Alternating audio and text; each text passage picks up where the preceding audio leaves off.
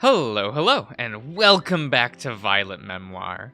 I don't know, we just got back from doing study time, right? And I guess we're doing a report on a dead person that is, I mean, I guess it falls within the time frame of the assignment, but that seems a little, I don't know, it's a little weird to me. It's just to me. Falling onto my bed, I can't help but let out a long sigh. A happy sigh. My fur is still pretty damp from the shower, but I feel so enveloped in warmth that it doesn't matter for the moment. A cool air blows through my open window, and the draft feels both soothing and uncomfortable. The chill wind feels like icy fingers running along my arms and neck. I get up and close it before another gust blows in. My pajamas aren't cozy enough to outweigh my wet fur. On my way back to my bed, however, something catches my attention on the corner of my eye. On the desk is the purple book I threw there last night. A curiosity wells within me again. I'll need to bring it for tomorrow anyway, and we're likely doing our project on it too, so it'll be in all our best interest for me to read it. Right? The fact that I'm even having to find an excuse to read it makes the guilt in my stomach grow larger. This is someone's private property, and I shouldn't read it without permission, but they're dead. Before I knew it, though, I'm right next to the chair in front of my desk. I guess it couldn't hurt to get a bit of heads up on what we're going to be working on. For my own sake and theirs. Here goes nothing. Sitting down on the desk chair, I'm struck by how uncomfortable it is. The cushion is such a thin layer, and the tail hole isn't proportioned properly. I suppose I shouldn't be surprised considering this is student lodging, but I'll push that aside for now and focus on the diary in front of me. Holding the cover in my fingers, the reality of what the book dawns on me. This is the diary of a girl who killed 3 people and then herself. A murderer's diary. What would I even find in there? Sick thoughts of wanting to hurt people? A motive?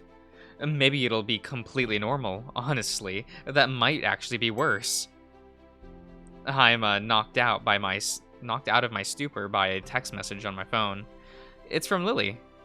We all exchange our numbers during lunch. Yo, I just wanted to remind you to bring the diary tomorrow. We will need it. Just write out the word. just write out the word. I will. I just wanted to give it a bit of a read. Cool. Let me know how it is. Oh God, what is this? Later? Just write out the word. Jesus Christ. Zoomers. Like, come on. I know it's not just Zoomers. I know millennials are like this too. Honestly, it's kind of scary. It's a diary from a dead girl who killed a bunch of people, making me feel kind of sick. Aw, sorry. If you're not feeling it, we can read it together tomorrow. Might be easier then, right? No, I'll be fine. I just need to remember it's just a book. Okay, but feel free to text me or give me a call if you need anything, though. I will, thank you. Today was really fun. You know it. Yeah, you know it. You know it, you know it, we should. Okay, we should hang out as a group more. I know Ozzy will want to. I can't help but chuckle. Lily's really nice and gets along great with everyone. Talking to her is comfortable. Even Lucas doesn't really lash out at her as much as the others. If you can convince Lucas or Lele to come as well, I'll love to join. I'll chat to him. It's 9 already, so I'm gonna head to bed. Night. Good night. I'll see you at class tomorrow. Feeling a little better, I slip the phone into my pocket. I know if I keep it out, I'm just gonna feel like distracting myself. With everything out of the way, I bring my focus back to the journal. It's a little less scary now, but it's definitely eerie. Putting those thoughts out of my mind, I open the cover, sorry. I'm greeted by a familiar message on the inside of the front cover. Property of Helena Lawson. Please contact this number to return it. I'm almost tempted to try calling again, even though I know the number isn't active anymore. Moving on to the next page, I'm surprised. It's surprisingly simple. Just a normal sheet of paper with writing on it. No doodles, no cute little stickers, no other random accessories. I'm gonna be honest, I have no idea what people put in their diaries. Putting that aside, I finally get around to reading. Hey, or is this it? Or is it Dear Diary? Do people actually do that? Well, I guess I should really be writing Dear Mom since I know you're going to be reading this. It's the only reason I'm writing this after all. Guess the diary wasn't her idea. Explains why it was so new. It's my first day moving in, and not really much to say yet. I haven't met my roommate. I guess she's moving in today. Isn't moving in today. The room is nice, if a little small. There isn't much space for my clothes, though. Hopefully I can meet my roommate soon. I hope we can get along. None of these entries are dated at all. That makes things a bit awkward to try to figure out when each of these take place, but I guess I have to make do. Still feeling extremely uncomfortable reading from the perspective of murderer, especially one as normal sounding as this. So, Mom, you're not gonna believe this, but my roommate is totally cool. She's got her own cat, and it's pink. Can you believe it? We hit it off really well, too. Her name is Quinn, and she's an Arctic fox. Mercy, yeah, Mercy even likes her, so that has to be a good sign. Can't wait to start school next week. Mercy chose some of the same clothes as me for our general classes, so we can hang and help each other. Did I say clothes? Classes? Whoops. Did I do that? Did I make that mistake? I don't know. I don't know, guys. I know it's going to be a great year. Even though it's only the second entry, I feel very heavy all of a sudden. It's almost painful to read. How did someone who seems so happy and surrounded by people who liked her turn out so bad? What happened exactly? Wanting more answers, I grab my laptop off my bed and place it next to the book. I'm not going to dive too deep into the details, I just want to check a few things. It doesn't take me long to find what I'm looking for. They were right, this was big. There were 3 victims and herself who died that day. 19-year-old Arctic fox Quinn Willow, who was her roommate. 18-year-old mouse Mercedes Hill, apparently her best friend according to her parents. A 21-year-old badger Conrad Hughes, her boyfriend. And lastly, a 19-year-old leopard, Helena Lawson. Her motive for killing them is that Conrad had been cheating on her with both Quinn and Mercedes.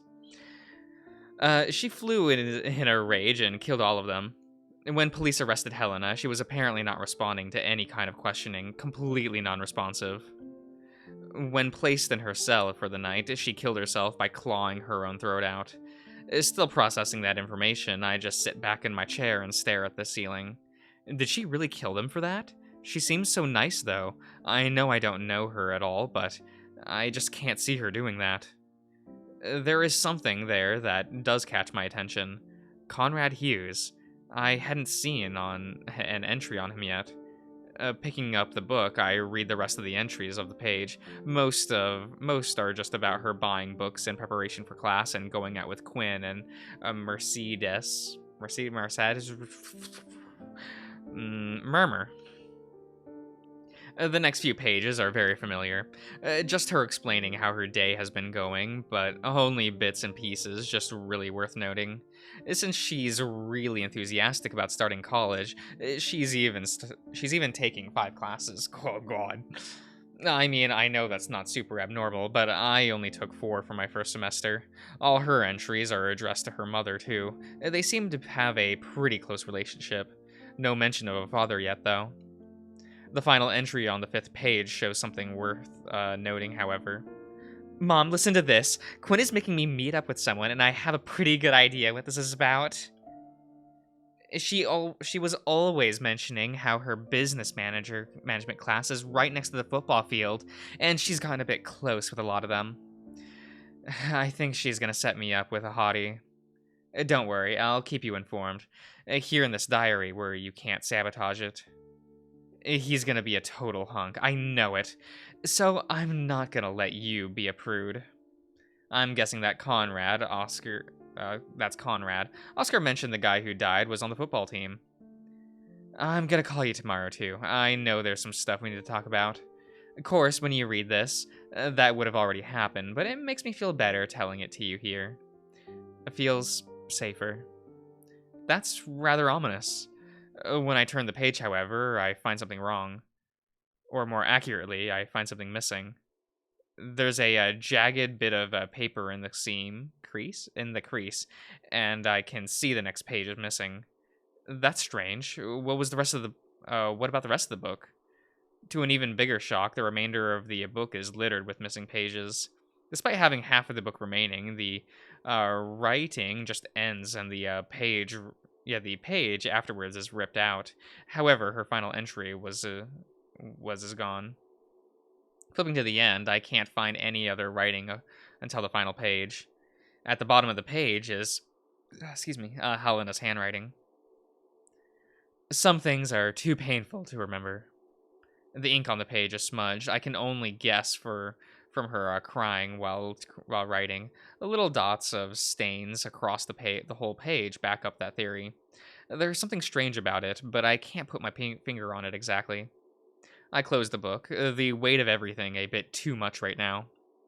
Not wanting to be in my room, I shuffle over to the door and into the hallway.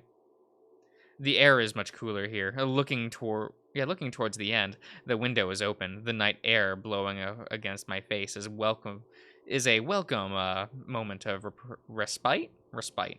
It's refreshing, even if it's a bit much. I lean against my door and just bask in the silence for a while. The only sound accompanying me is my own breathing. I'm not sure how long it takes, but I compose myself. But when I do, I check my phone for the time. It's 4 a.m. Jesus, how long was I reading for? I wasn't even looking at the time when I was researching on my computer. For fuck's sake, I have a bio lab at 8 a.m. Shoving my phone into my room, I quickly slap my laptop closed and rush to bed. Some things are too painful to remember. I'm standing on a ladder. I'm only a few steps off the ground, but it feels like I'm stuck, frozen in time. Everything around me is dark for some reason. Well, except for one thing. There's one single piercing light in the distance. It's so painful to look at, it's blurring. As I focus myself to focus, I try to become clearer. It becomes clearer. I'm trying to read too fast, guys. I don't know what I'm doing. I don't know why I'm doing that. I was tripping myself up. But hey, you know, we'll keep going. I can make something out in the distance. It's okay. It's apparently nothing. I smack my head against my headrest as I jolt awake out of bed. My heart is racing and I have issues focusing on what's around me. It takes me a couple of moments before I calm down and realize there's nothing wrong. A roar screams through my head as I curl up in pain. How am I even supposed to think with the stabbing headache? With a whimper, I close my eyes and slide my hand across my nightstand until I find my phone. The screen blindingly bright when I open my eyes. 7 a.m. Fucking hell, I only got like 2 hours of sleep. I'd give anything to go back to sleep, but I can't afford to miss class. That would have a bad impression on my first week. Plus, labs have mandatory attendance. Sluggishly, I pull my exhausted body out of bed and force myself to get ready for class. I nearly walk into the door as I push into the stairwell, barely being able to focus. My biology lab was a complete train wreck on my part. Thankfully, it was just an introductory class and was mostly going over the curriculum and expectations for the lab sessions. I wasn't paying the slightest attention. Hope that doesn't come back to bite me in the ass. I snuck in a small nap in the library, but my body still feels exhausted. My headache is mostly gone, replaced by a heavy blocking sensation. I just really want to go back and get a proper rest. The Wednesday session for my media class is in a different building than last time. It's on the lower floor of the arts building, unlike the first lecture, which is in the fine arts building. I don't even know there was a difference between arts and fine arts. I'm glad the class was at 3 p.m. or else finding this would be a bit of a mess. I wish that campus layout wasn't so confusing. Hey, fancy meeting you here. Normally, I would be extremely startled and jump, but I don't. But I just don't have the energy to. Oh, okay. It's really. Turning around, I see a familiar female canine. She has a wide grin covering her face, and she seems to be radiating energy. Hey, Lily. How are you doing? Wow, you look awful.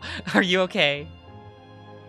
This is the second time someone has said that to me as I meet up with them within 2 days.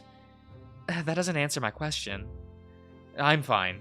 I just didn't sleep much last night. I was up almost all night reading and looking up stuff about Helena. Then, that seems to have piqued her interest, and she leans in closer. Did you find out anything interesting? Not really. They're mostly just normal diary entries about her moving in and starting a university. It's only a few pages, though. Damn, I was hoping for something more substantial. There was some weird stuff about it, though. A bunch of pages are missing. I guess she wanted to hide some entries. Excuse me. Let's save the rest for when we're with the group. Give us all a little recap. That's basically all there was, though. Well, did you bring the diary? We can read it together, then. Yeah, it's in my laptop bag. Great. Let's head in, then. She grabs my arm and basically drags me from the bottom of the stairwell all the way to the corridor until we stop at one of the doors. Room 004. Apparently, the floor below ground has rooms starting with 0. Going inside, there's a much smaller number of students than were at the lecture.